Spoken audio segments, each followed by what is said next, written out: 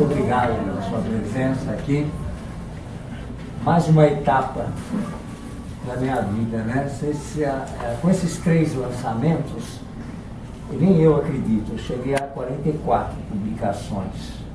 Eu achava que se eu tivesse conseguido lançar 3 ou 4 livros, eu estava realizado na minha vida, né? Eu percebi que eu sou muito mais ganancioso do que eu imaginei. Pelo menos uma boa ganância, né? Que é buscar incessantemente esta arte do saber. E não pretendo parar, não. Vamos continuar. Desta vez, nós temos 3 obras, 2 livros e um audiolivro.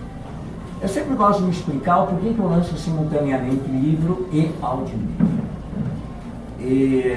No começo, há 20 anos, mais de 20 anos atrás, quando eu comecei a publicar audiolivros, eles nasceram de uma situação até inesperada. Eu tinha meus grupos de estudos da Paulista, eu morava na época na Avenida Paulista, aqui no Conjunto Nacional, aliás, eu morava aqui, bem na esquina, você sabe, o Conjunto Nacional, aliás, são 3 prédios.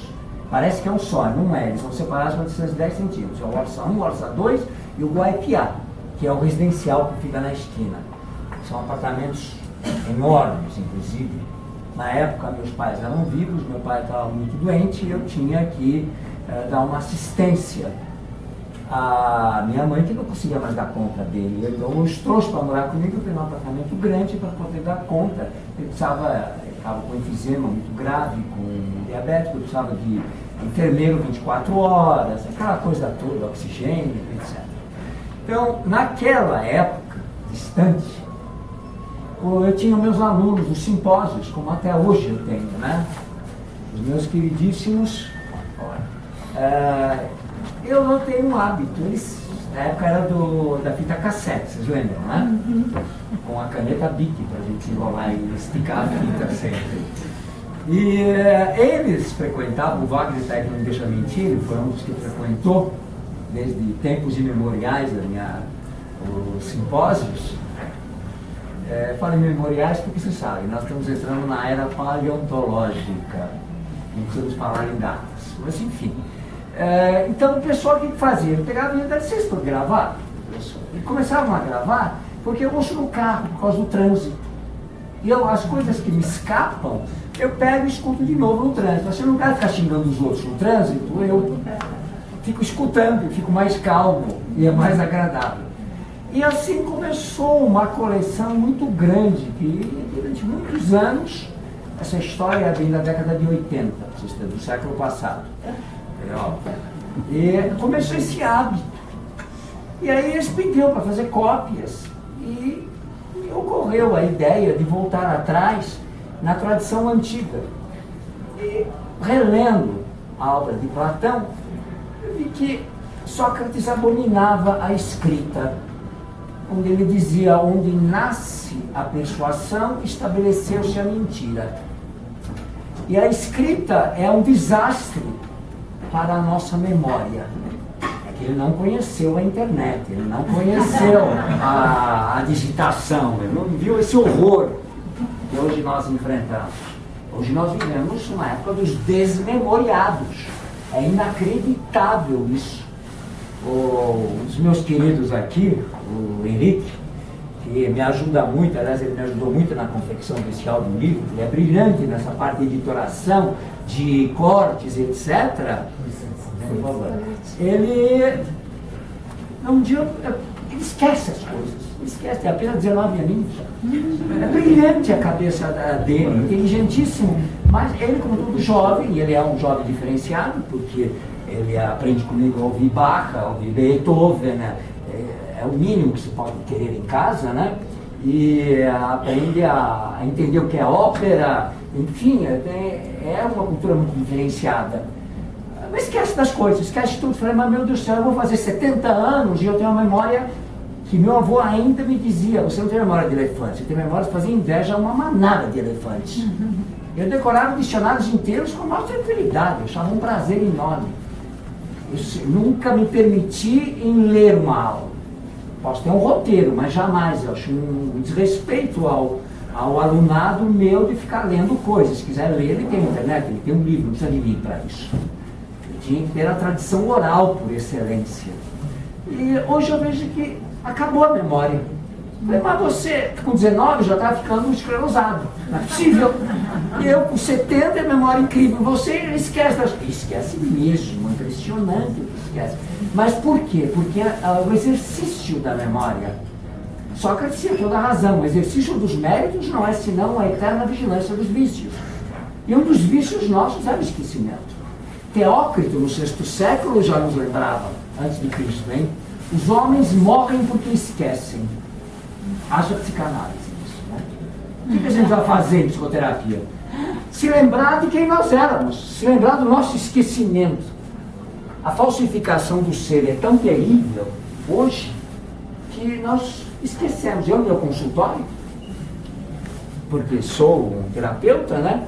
Eu volta e meia, eu recebo um paciente que me diz assim, direta ou indiretamente, eu não lembro mais quem eu sou. Eu não lembro mais dos meus sonhos. Eu esqueci, eu me esqueci. Fiz tudo que eu devia na vida, menos aquilo que eu deveria ter feito. Isso é um esquecimento gravíssimo da história da condição humana, né? Realmente, Alckmin tinha razão, os homens morrem porque esquecem. E você não pode esquecer do que é fundamental, da tua essência, de tua natureza, a natureza do ser. Hoje nós vamos atrás de coisas que podem ser rentáveis, podem ser confortáveis, mas elas são um delicado assassinato do ser. Então, voltando à questão da tradição oral, eu me lembrei por que Sócrates tinha razão, realmente, quando ele abominava a tradição escrita. Porque ela nos faz esquecer de nós mesmos.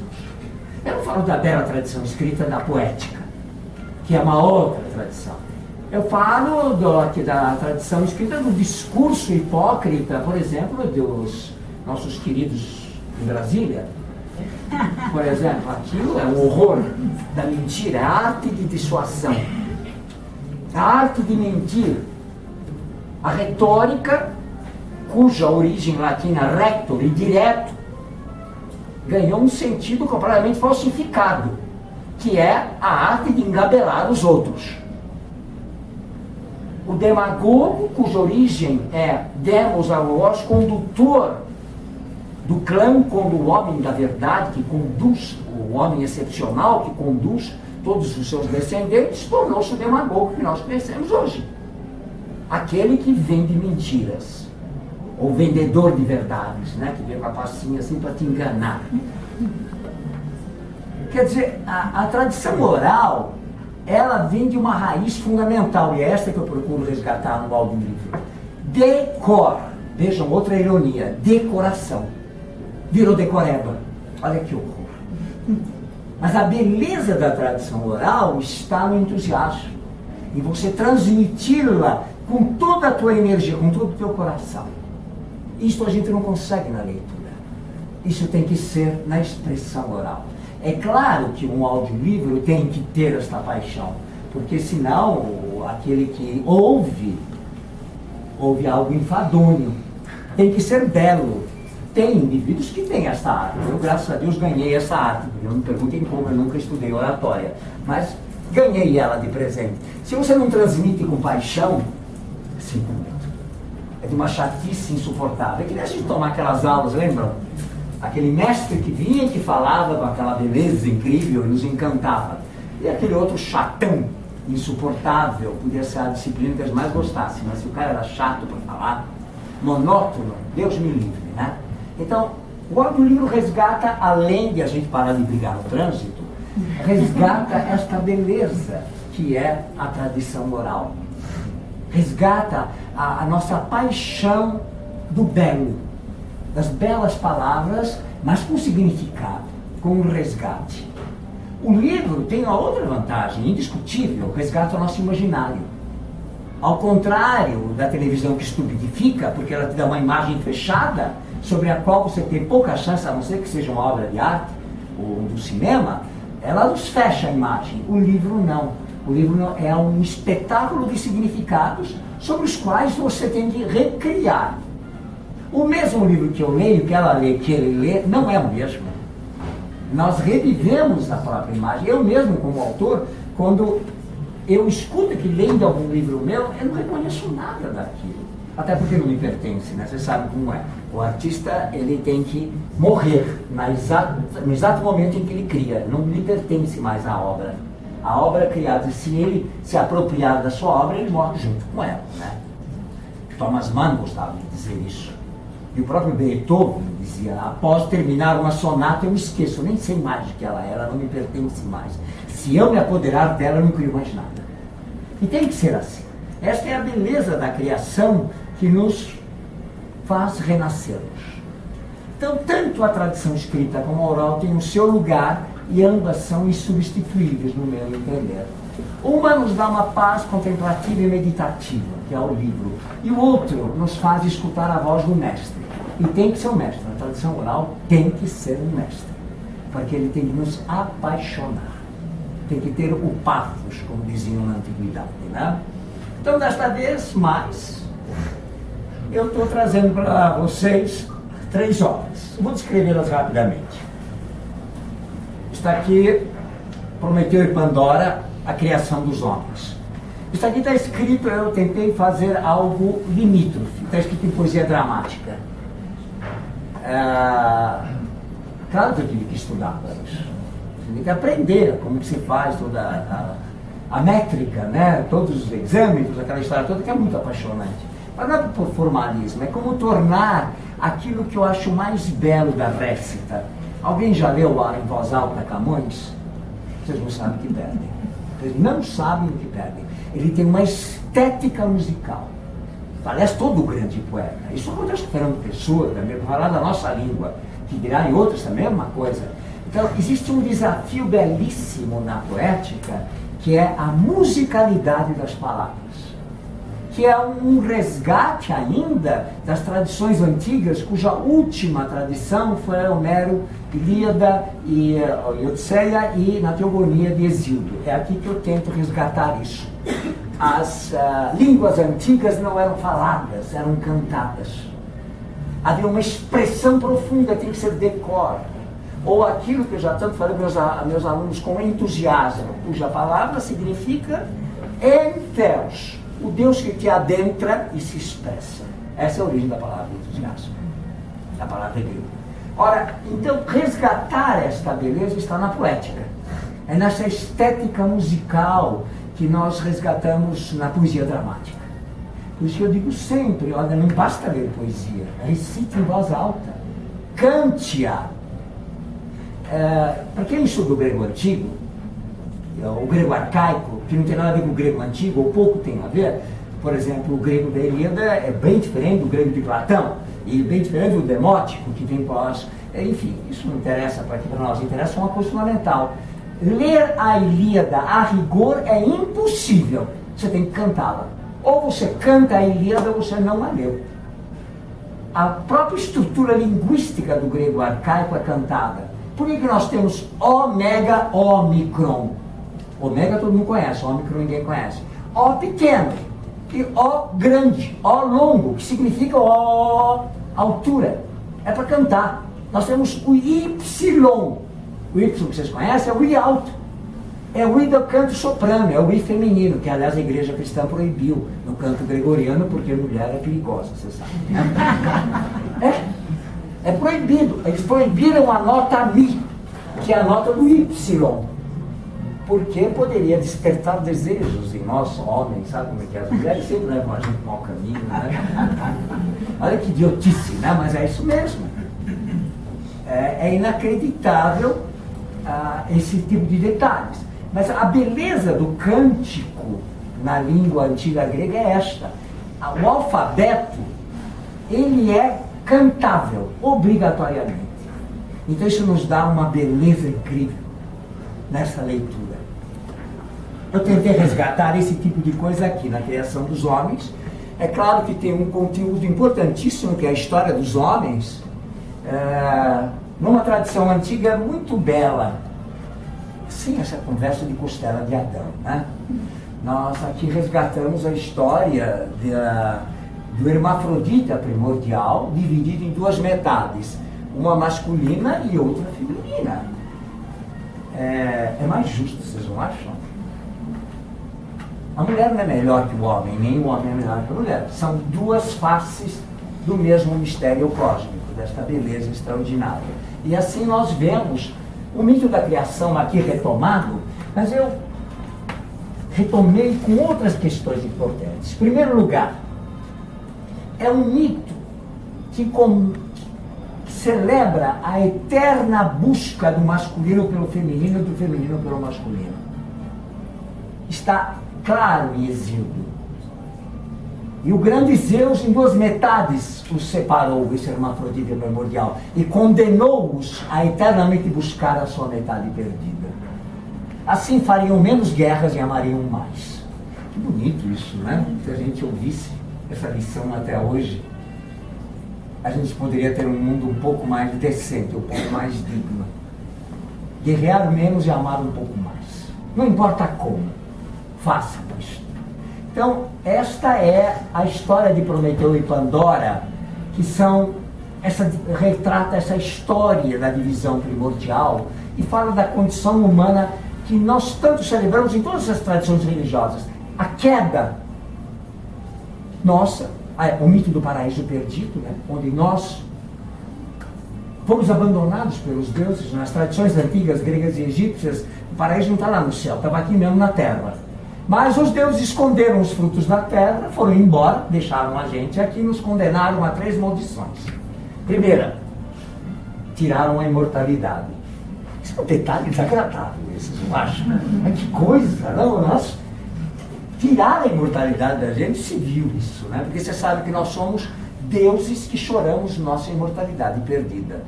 Teócrito, num grande momento, nos idílios, ele chama a atenção de que os homens não são mortais. A tragédia, nós somos a própria tragédia, ao contrário dos deuses que estão acima da tragédia porque é imortal. Imagina, se eu fosse mortal não teria tragédia nenhuma. Está tudo fácil, teria tempo, eternidade. A minha tragédia é que meu tempo é curto. É de todos nós, aliás. No entanto, eles estão acima da tragédia. Por quê? Porque imortais. Segundo, porque eles não se alimentam da morte. E não adianta ser nem natureba, nem vegetariano, nem nada. Se alimenta da morte do mesmo jeito. Porque planta não grita, você vai me dizer, não é que essa conversa morre para cima de mim. Nós nos alimentamos da morte. Essa é a condição humana. E os deuses não se alimentam da morte. Esta é a nossa diferença. Ora, dentro desta condição, desse limite, nós lutamos para superar a morte. Então nós buscamos o paraíso perdido. O paraíso perdido não é senão um retorno, o mito do eterno retorno à nossa condição. Toda a espiritualidade reside aí. Toda alimentação sagrada aí reside. O que é uma alimentação sagrada? Não é ficar comendo, sei lá, lixia ou esses trecos aí, para você ficar com cara de 30 aos 60. Isso é puro delírio narcisista. O que importa é que você não coloque a morte na mesa. Ou o mínimo possível dela. E não é só na mesa, diga-se de passagem, né? É que você tome o cuidado de, enfim, não colocar a morte à sua disposição, destruindo o outro. Essa é a verdadeira alimentação sagrada, e isto é o tema da iniciação e o retorno do paraíso perdido. A criação dos homens procura resgatar nesse livro este tema da degeneração dos homens que perdem esta condição. Os deuses se retiram, são condenados ao trabalho, perdem a imortalidade, são condenados ao trabalho e a terceira desgraça, que é tríplice. Vocês nunca ouviram falar que desgraça nunca vem só? Desgraça pouco é bobagem, não é? Por que vocês pensam que a gente bate na madeira 3 vezes até hoje? Para afastar as 3 desgraças. A minha mãe tinha um costume muito interessante, como boa grega que ela era, quando acontecia alguma coisa muito ruim, desagradável, ela corria para quebrar alguma coisa dentro de casa, boa, uma peça de cristal, não tem nada a ver com esse quebra-prática, isso é uma palhaçada, não tem nada a ver com isso. Era quebrar algo para adiantar as desgraças, ela dizia. Que as desgraças são tríplices, elas são aparentadas. Esta é a condição humana e nós procuramos, sem dúvida, superá-la. Será que no século XXI começamos bem ou continuamos cada vez pior? Pelo visto, e o que nós estamos tendo de exemplos com a história que está acontecendo na Europa, para dizer o mínimo, o que está acontecendo no Brasil, para dizer o máximo, que nós estamos sofrendo na pele, tudo que está acontecendo, podemos dizer que não aprendemos nada, né? Que pena. Que pena que isto aqui, aliás, esse livro termina com uma cena muito interessante, que é as cenas de um cabaré. É assim. Eu me inspirei no nosso querido Erasmo de Rotterdam, no Elogio da Loucura. Nós temos, porque é escrito em linguagem teatral, tem um palco, no fundo estão os deuses, e na frente estão mesas de um cabaré, em cada um retrato da condição humana, da tragédia humana. E os deuses dando risada da gente, obviamente. Nós não podemos vê-los, eles podem nos ver, nós não podemos vê-los. E lá está um retrato do que acontece hoje no século XXI. Em cada mesa um ridículo da condição humana. Porque, francamente, não existe a menor evidência de que este mundo deva ser levado a sério. A menor, ao menos o mundo humano. O resto sim, o resto da condição humana é uma comédia isto aqui. É uma comédia onde a humanidade realmente está doente. E talvez nós nunca precisamos, com tanta urgência, deste despertar.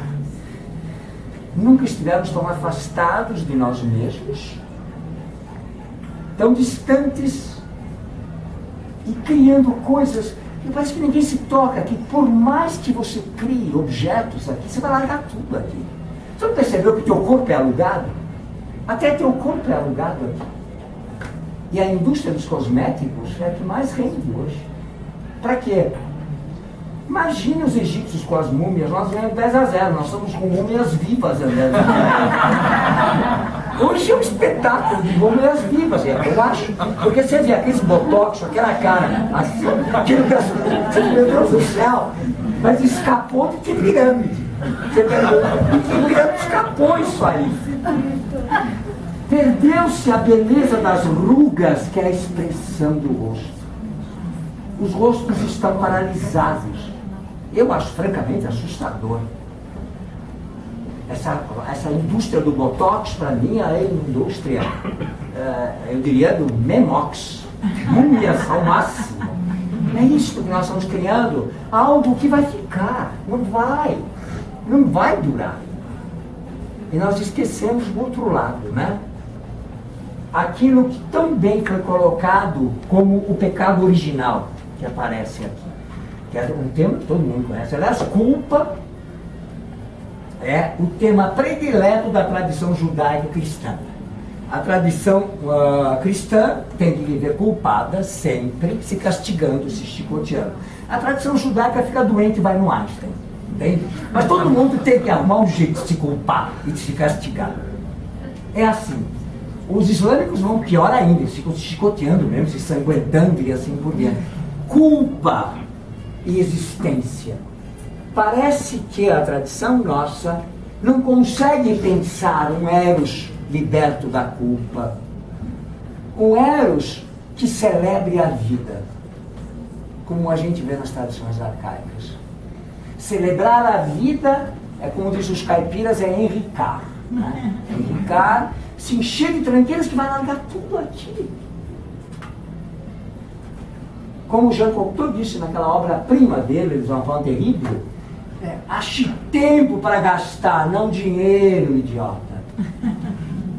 Que adianta você ter dinheiro e não ter tempo para gastar? A única moeda preciosa que escapa das tuas mãos é o tempo, e não retorna. Você pode ser o milionário que quiser. Já deu meia hora? Bom, tem 5. Então para e começa de novo.